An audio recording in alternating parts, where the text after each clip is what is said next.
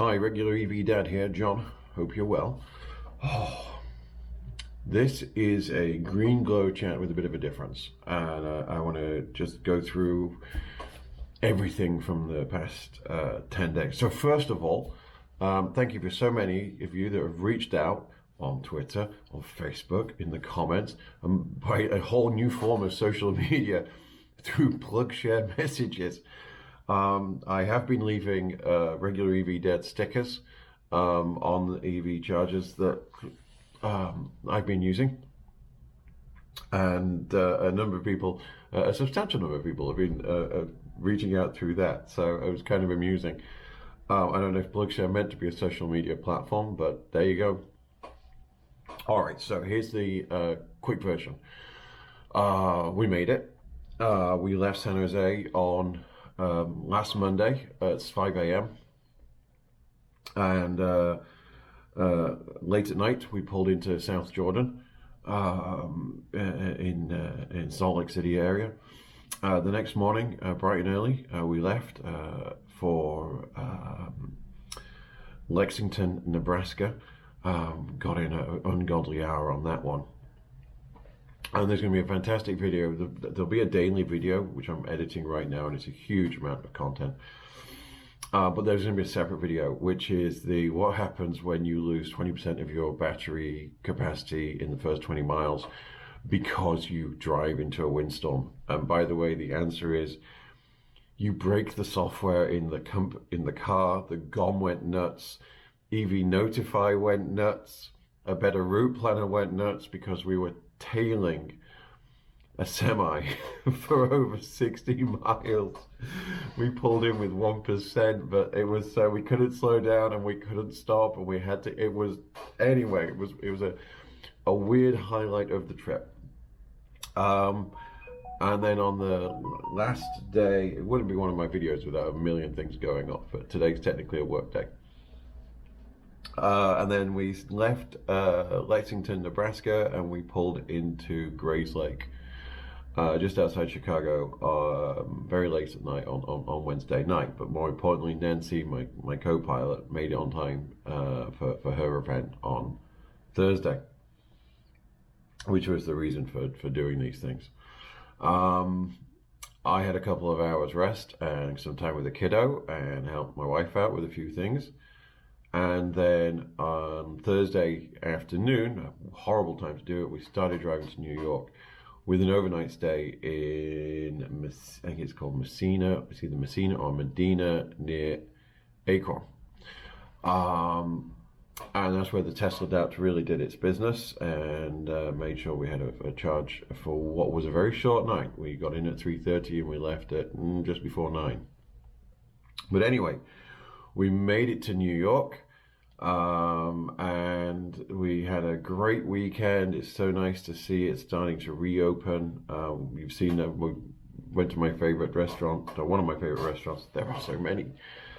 Italy in the Flatiron, and the family was all together with some friends, and that was fantastic. And we did the obligatory stop. My wife doesn't know what the Red Bull garage is.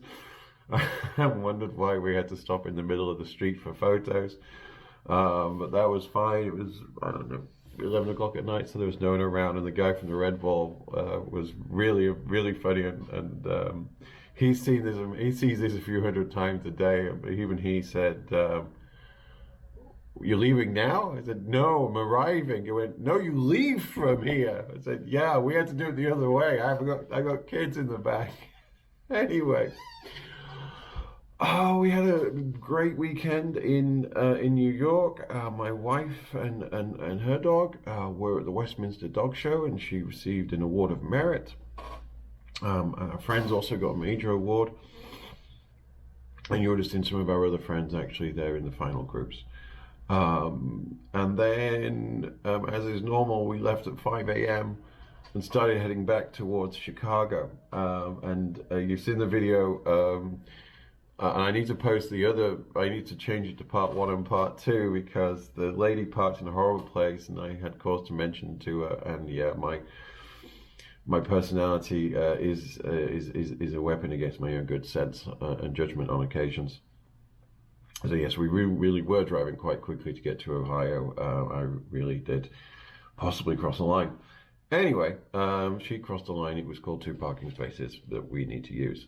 So the plan is I'm going to edit. There'll be a video on the weekend, which will be part 1 of, I don't know how many parts, but I'm going to try and hold them to an hour. Most importantly, every single one of them will have a full description and clickable timestamps. So if you only want to see me talking, I can't imagine why, you can do that. If you want to see the driving, you do it. If you want to see the charging, you can do that. Okay. No one's going to be forcing you to sit through an hour of video every week. I couldn't do that. But I want to make fast forward. I don't want you to miss anything. And by the way, we have some great data. We drove all the way to Chicago with the bike on the back. Yes, it doesn't have impact, not that much, about 0.1 miles per kilowatt hour. And we know that because then we left the bike and bike rack here in Chicago when we went to New York. We got some great data from charging as well. The curve was most of the time delightfully consistent, and in fact we were ahead of a better route planner a good number of times. I mean, we were predicted to do 25-33 minute charges. Those were the predicted averages. We were often only connecting for 20 minutes, and yes, I know there's an overhead built into this, but we'd actually dropped that down to 1 minute because, you know, we knew what we were doing. Overall, there is one thing I got to say. There was one issue we had, which was in Utah. Coming out of Green River, the car developed, I don't want this to be clickbaity, but more than 50% of our battery disappeared through a software glitch. I'm not saying it's not a wind issue. It wasn't, I mean, not that the GOM, I mean, literally more than 50% of the battery literally disappeared. We've recorded the whole thing. That will be part of the day 2 video. But more importantly, I will separate that into its own video. So huge amounts of content to come, huge amounts of charging data and driving. I will publish all the EV notified log files as well. I'll find a way of doing that. There's some really good data in there as well. So here's where we go. As I'm recording this, it's Tuesday, the 15th of June. It's 9:30 in the morning. This is my first work day back. You join me from the luxurious confines of a Holiday Inn Express. My wife and the kid and all the friends and everything are in an RV. I'm hiding out here and using this for calls and recording a speech for a conference. I'm going to be a grown-up again for the first time in a while. But I will publish the first video on Sunday, and then there'll be one big publish each week for the forthcoming future, which I hope you'll all find interesting. Please do ask questions as these things come up in the comments. And yeah, thank you for supporting my little channel, my little act of lunacy, and my however many thousands of miles that we've driven by now. But the ID4 can road trip across the entire continent, and it will do it in style. And you should know, as one final thing, Chicago to New York and New York to Chicago, on both occasions, we beat the gas guzzling van by some margin in terms of total driving time. Turns out, it's not the battery, it's the bladders. That is until people start using a cup, there is no advantage. All right, thank you very much. Have yourselves a great day, and I will see you on the channel soon. Be safe.